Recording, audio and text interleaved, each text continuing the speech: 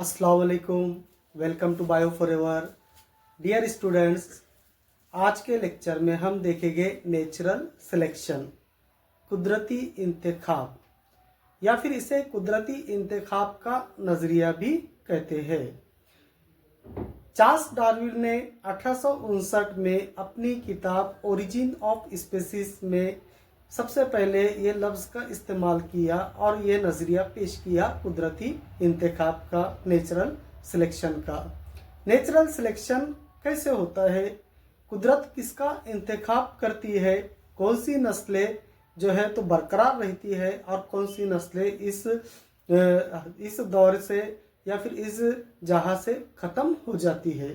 तो आज के इस वीडियो में, इस लेक्चर में हम नेचुरल सिलेक्शन की बात करेंगे। तो दोस्तों, डार्विन के मुताबिक कुदरती इंतखाब का नज़रिया जो है तो चंद नुकात पर मबनी है।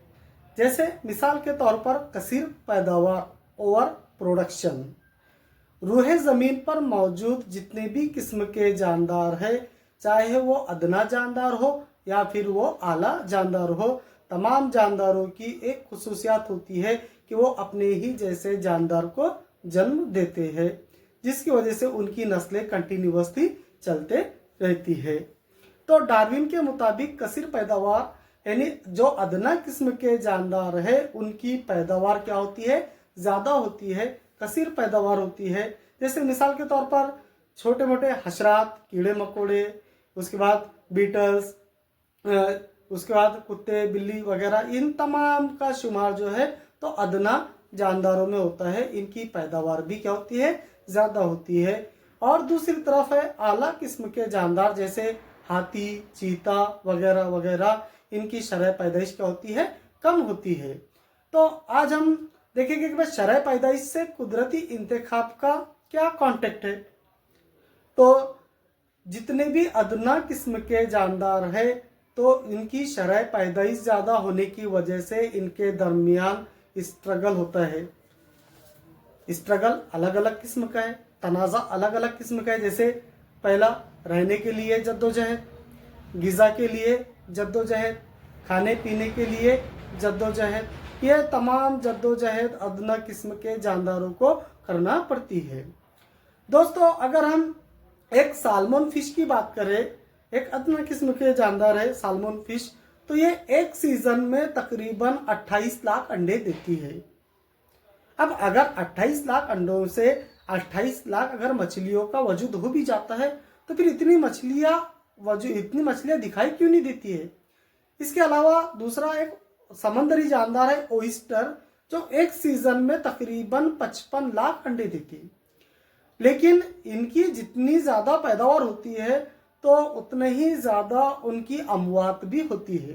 जैसे बड़े जानदार इनके अंडे खा लेते हैं, दूसरे जानदार अंडे खा लेते हैं। अगर कोई इनमें से जन्म ले भी लेता है तो 70% जो है तो भूख प्यास की वजह से, स्ट्रगल की वजह से क्या हो जाते हैं, ख़त्म हो जाते हैं। क्योंकि हमारे इन्वायरमेंट में क्या है, जो है तो ग़िज़ाई जंजीर बनी हुई है, इसलिए ये पूरा इकोसिस्टम चल रहा है। तो अदना किस्म के जानदारों की शरह पैदाइश ज़्यादा होती है और आला किस्म के जानदारों की शरह पैदाइश कम होती है। तो जो स्ट्रगल रहता है तो स्ट्रगल भी अदना किस्म के जानदारों को ज़्यादा रहता है। जैसे मिसाल के तौर पर पानी के लिए, ग़िज़ा के लिए। अब बहुत सारे जानदार ऐसे रहते हैं कि उनकी नस्लें अलग अलग रहती है लेकिन उनकी ग़िज़ा एक रहती है। फॉर एग्जाम्पल गाय, भैंस, बकरी, ये इनकी नस्लें अलग अलग तो ज़रूर है लेकिन इनकी ग़िज़ा एक ही है। जो ये घास वगैरह खाते हैं तो एक ही ग़िज़ा है। तो इनके दरमियान भी अलग अलग नस्लों के दरमियान तो ग़िज़ा के लिए क्या होता है, स्ट्रगल होता है, जद्दोजहद होती है। अब इन तमाम स्ट्रगल से जो जानदार जो है तो लड़ पाता है, मुकाबला कर पाता है, तो वो अपना वजूद को बरकरार रखता है। बाकी के जो जानदार है तो आहिस्ता आहिस्ता कुछ भूख की वजह से, प्यास की वजह से, और दूसरे जो कमज़ोर है, दूसरे आला किस्म के जानदार, उनको क्या करते हैं, ख़त्म करते हैं। अब जो बचे हुए जानदार है तो बचे हुए जानदारों का कुदरत इंतखाब करती है, नेचुरल उसका सिलेक्शन करता है। तो ये था इसमें कसीर पैदाइश के बाद तनाजुल बका, स्ट्रगल फॉर एग्जिस्टेंस। हमने पहले भी मैंने आपको बताया कि जिंदा रहने के लिए जद्दोजहद, जितने भी किस्म के जानदार हैं, तमाम जानदार अपनी अपनी ज़िंदगी को बचाने के लिए जद्दोजहद करते हैं, और यह जद्दोजहद अलग अलग किस्म की होती है, खाने के लिए, पीने के लिए, रिहाइश के लिए, वगैरह वगैरह। और इन तमाम से जो लड़ता है, इन तमाम माहौल से जो लड़ता है, तो वो अपनी आने वाली नस्ल को बरकरार रखता है, कुदरत उसका इंतखाब करती है। तो डार्विन ने इसीलिए इसका नाम नेचुरल सिलेक्शन रखा। नेचुरल सिलेक्शन कुदरती इंतखाब की वजह से जो है तो नई अनवा का आगाज होता है, नई नस्लों का आगाज होता है। अब यह नई नस्लें, जैसे जो जानदार है, तो जानदार की जो है तो जानदारों में दो खुसूसियात पाई जाती है। एक है जैसे मिसाल के तौर पर जिस्मी, जो मुंतकिल नहीं होती, और दूसरी है जरसूमी, जेनेटिकली, जीनियाती। तो जीनियाती खुसूसियात क्या होती है? मुंतकिल होती है। तो कुछ कभी कभी क्या होता है कि वेरिएशंस होता है, तब्दीली लाहक होती है, जैसे जीन में आने वाले तबद्दुल की वजह से या फिर माहौल की वजह से ये तब्दीली लाहक होती है, और ये तब्दीली आने वाली नस्ल में क्या होती है? जाहिर होती है। कुछ वेरिएशंस जो है तो फायदेमंद भी है, और कुछ वेरिएशन जो है तो नुकसानदाह भी है। अगर हम फायदेमंद वेरिएशन की बात करें तो इन वेरिएशन की वजह से जो है तो उनकी जिंदगी जो है तो बरकरार रहती है। जैसे एक एग्जांपल के जरिए आपको समझाना चाहूँगा।